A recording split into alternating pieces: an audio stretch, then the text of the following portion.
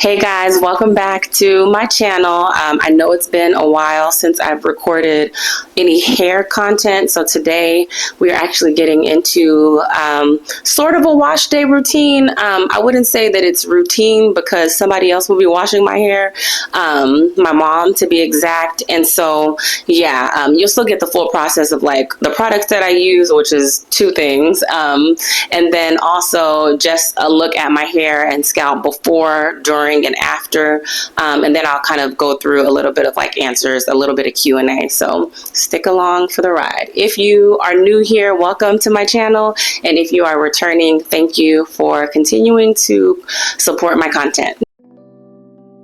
So this is what my hair looks like completely dry. Not the cleanest, if I'm being honest, but this is what my hair looks like when I am in need of a wash day.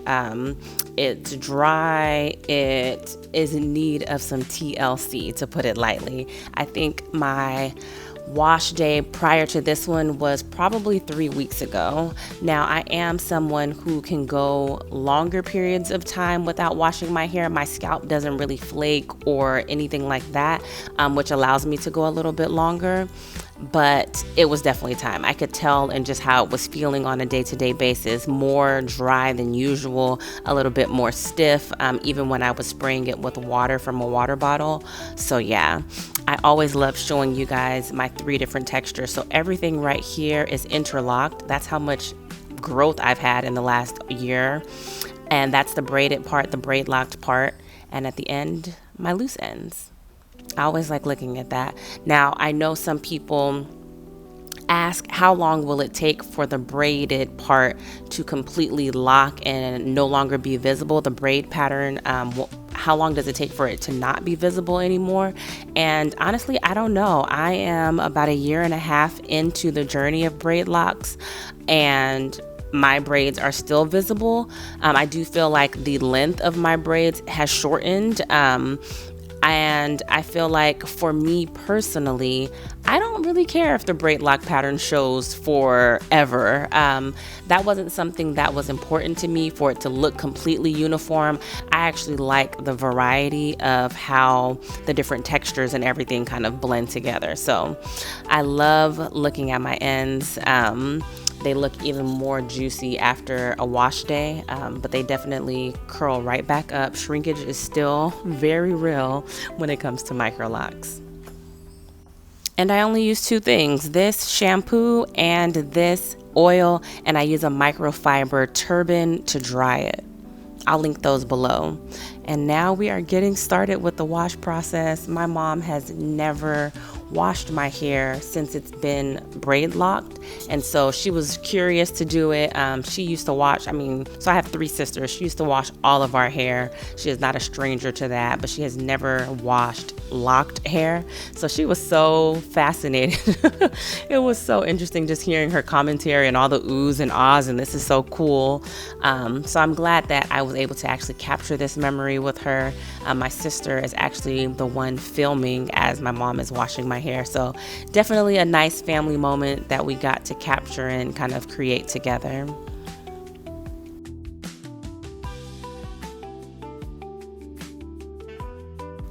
One of the most important things for me when washing my hair is really saturating my hair thoroughly before adding any products to it. I have really thick hair, so just making sure that the water penetrates and saturates all of my strands has proven to be helpful prior to adding any shampoo.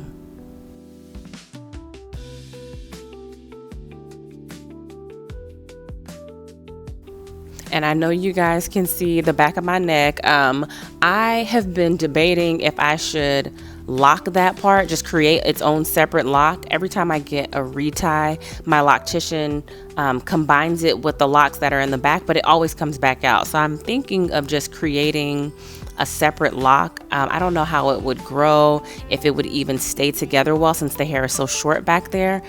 So if you guys have any suggestions or insight to that, definitely let me know. I was even thinking about, and I know this may sound a little crazy, but if I could create a tiny lock and then add cut a small piece of another lock and just add it there for length so that it could mature a little bit easier. I don't know. I'm just thinking out loud. So like I said, if you guys have any suggestions or advice on that, definitely drop me a comment below.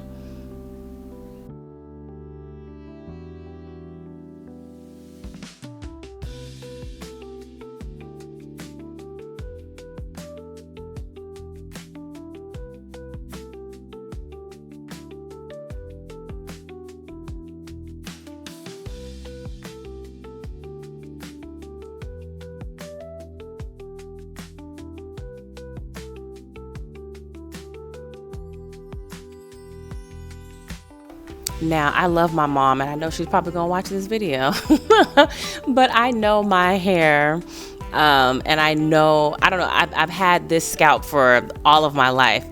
I felt like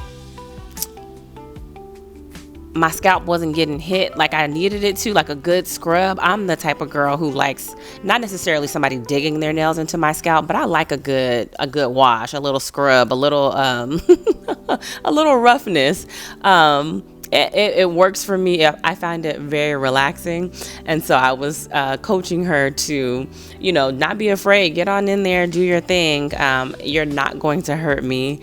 And she definitely started to do more of that. As you can see, the shampoo is lathering really nicely and getting the job done. So as much as I enjoyed this experience, I did not enjoy leaning over the sink.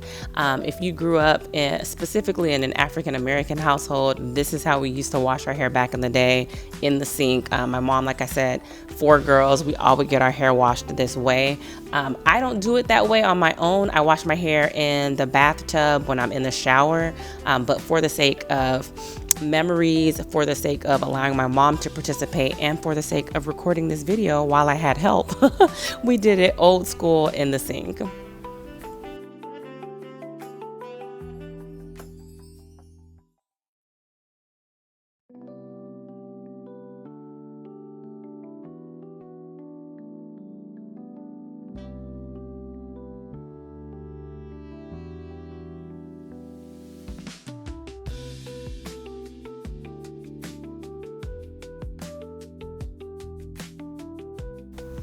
Now, what is not captured here is actually my sister that's recording.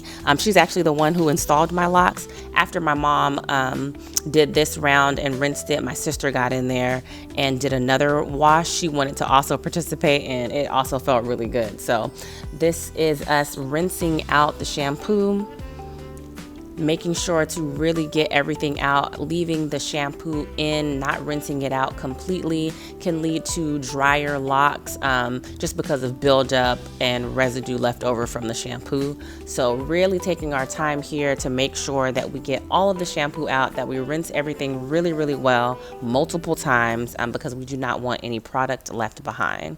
And it comes out pretty easily. I really have never been able to see visually my hair being washed, so even this video for me is nostalgic and really cool just to watch my hair being done.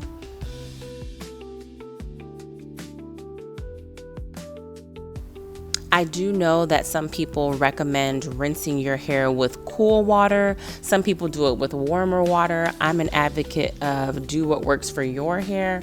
I believe that we did this with cooler water, but I would say more room temperature. It wasn't cold, it wasn't warm, it was just kind of neutral. So my hair is fully, completely soaked. As you can see, it is just dripping there. And so next, I am going to put on my microfiber turban so I can show you guys what my hair looks like really, really damp.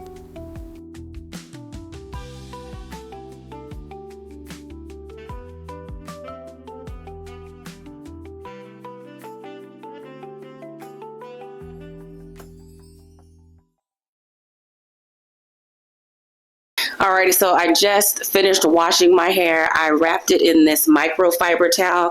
I love it because it has this white kind of loop on the back to hold the end of the tie so it stays put and in place. So I'm going to take it down now so you guys can see my hair freshly washed, still completely, I wouldn't say completely wet, but extremely damp, so you can see what the texture looks like as opposed to when it was dry. Now, I have had this specific microfiber turban for at least 3 to 4 years, maybe even 5 years. I think I got it at Walgreens, but I will link it down below in the description box. This is my hair in all its glory. Wet. Doesn't look like strikingly different, but as you can see, my ends have loosened, so you can kind of see the curl pattern that I naturally have. But literally, as it dries, it will curl right back up, and I'm okay with both of those things.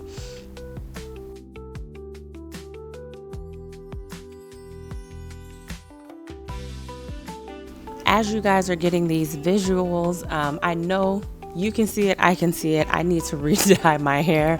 It is definitely time for a touch up on my roots. They have grown out.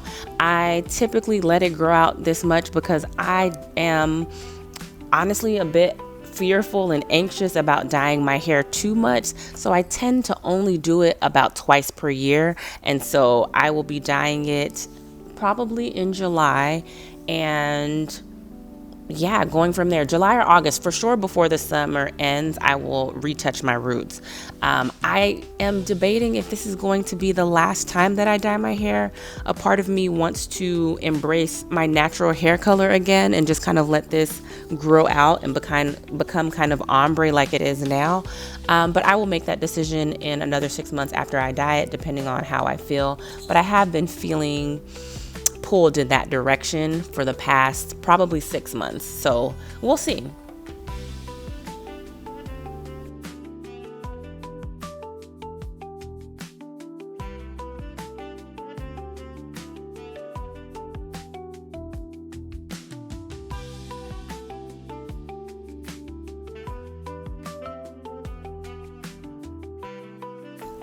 I do want to make sure to take the time to shout out my sister again for helping me to record and capture this content, and for installing my Braidlocs. She has been so instrumental in just helping to answer questions, to help guide me, and so super thankful and grateful for that.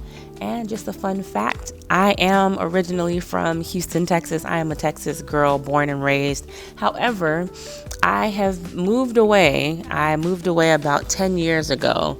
So some people say I should call myself a local of California, but yeah, I'm not doing that. I will for always and ever be a Texas girl at heart.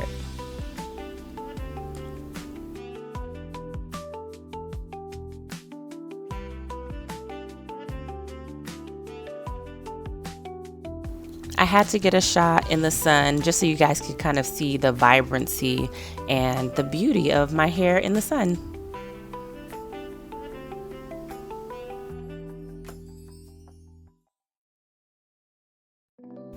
Alrighty, so now mommy is back and we are oiling my scalp and just my hair a little bit.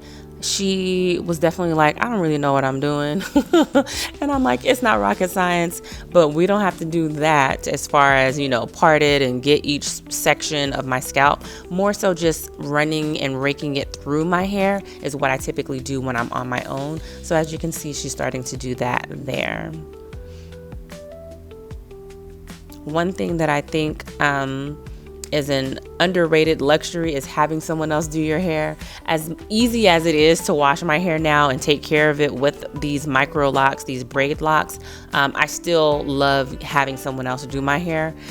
So I do look forward to my retie appointments. I am not someone who self-reties. I could never see myself doing it. Never say never, but it's not something that's in the game plan for me. It's not something that I've ever thought of doing. Now here and there, I may tighten up something in the front if I notice that it's having a little bit more growth, just so that it's not causing any issues with the integrity of the lock. But since I have gotten these installed, someone else has always done my reties, and you guys know I have over 500, probably close to 550 lock count, and so it would take me forever and a day, and I just I cringe at the arm strength that I would need to do that. And so yeah, I run it through, I shake it, and that is really it. I hope you guys have enjoyed this.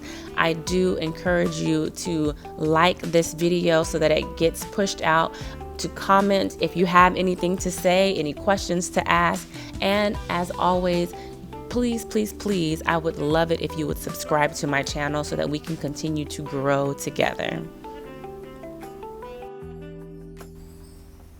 Bye.